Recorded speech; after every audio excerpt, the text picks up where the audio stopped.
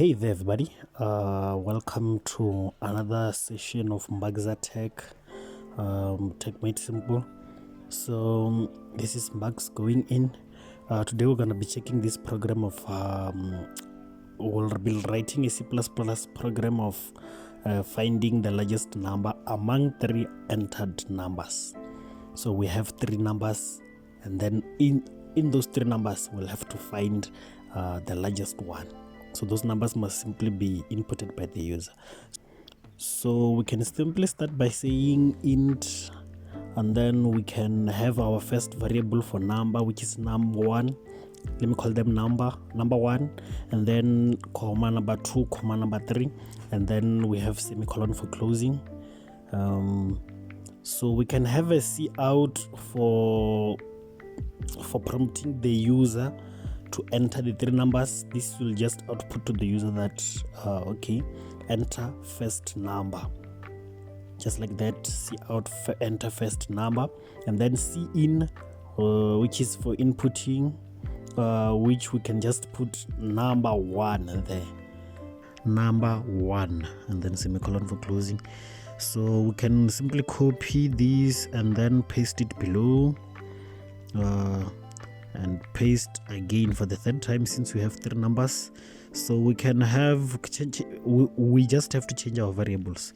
We must have number 2, and we must have a number 3, cin number 2 and cin number 3. Also, we have to change the cout part. It must have enter first number, enter second number, enter third number. So I will change that. So we must have an if statement. An if statement, usually it's for comparing.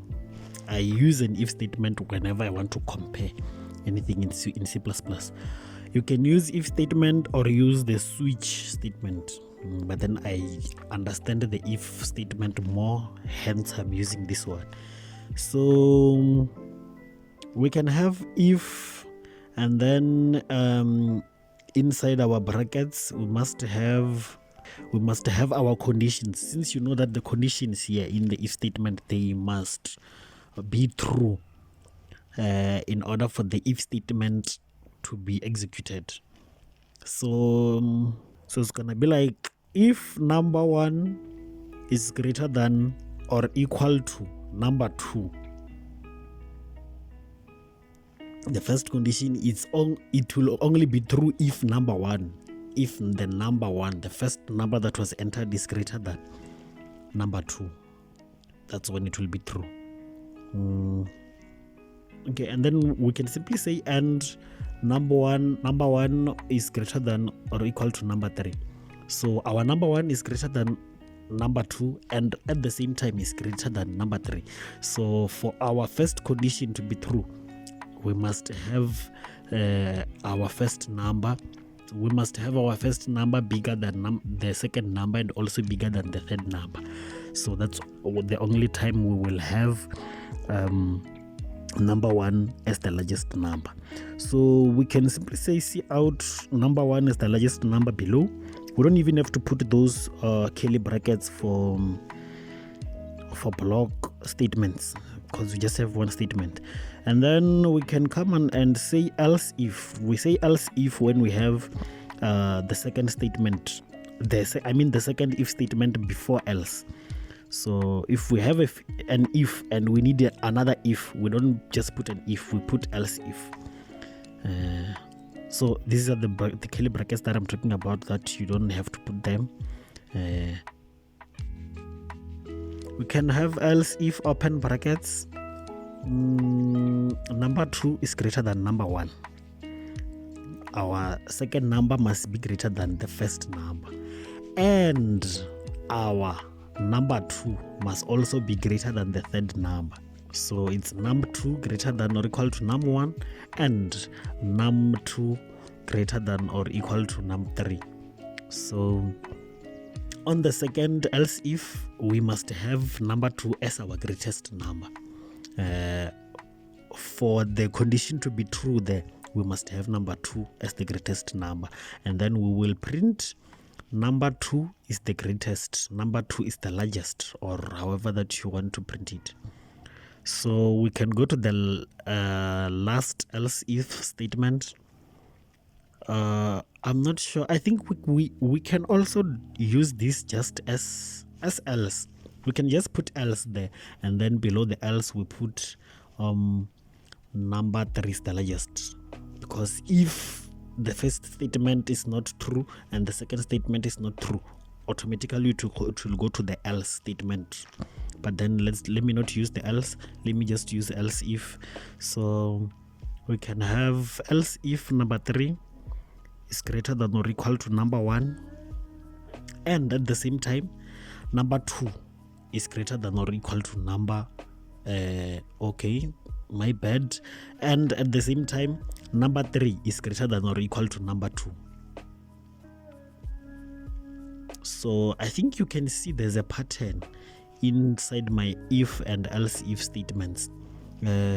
So for the last condition to be true, we must have number 3 as the largest number. So you can see that the pattern that I'm talking about is that on the first if, we start by number 1 greater than number 2, number 1 greater than number 3, and then on the second else if, number 2 greater than number 1, number 2 greater than number 2, greater than number 3, and then on the third one, same thing. So you can see I build everything, there's no error, no warning, nothing. So we can test run it, enter first number 1, enter. Okay, I can see there's a problem, and then number 2 is the largest. You can see number 2 is the largest because okay, let me change this quickly to first and then second and third. So okay, so the reason it's saying we have number 3 as the greatest there, even though we have the second number and the third number as equal numbers, it's because we have equal signs there inside the else if statements and the if statements. If only we just have greater than signs, there was going to be a problem. But then usually C++, when it compiles from top to bottom. So it will take the first statement if it's true, and the second one if it's true also. It will ignore it in the if statement. So now you can see number 3 is the largest number. We can have maybe something like 333. You can see number 1 is the largest, so it will ignore number 2 and number 3 to be the largest, and take number 1 as the largest, even though we have all 3 numbers as the same numbers, because we have those equal signs. But then if we remove the equal signs, then it will be a different story. So you know very well, in our if condition, in our if statement, our condition must be true in order for us to execute anything that is under that statement. So here since we have 2 conditions in one if statement, so if we have an and, you know that we must have true and also true for it to be true. But then if it is true and false, then it is automatically false. Once we have a false, it is false. So we must have both. For example, if we're on the first if, we must have both number 1 greater than number 2 and also number 1 greater than number 3. So if number 1 is greater than number 2 and it's not greater than number 3, then it is false. So you can see I also put those curly brackets. Still is the same thing, the code is still the same. I can put them in all the if statements and still not put them, but we don't need to put them if we have one statement under the if statement. Thank you very much for tuning into this session. See you on the next one. Thank you.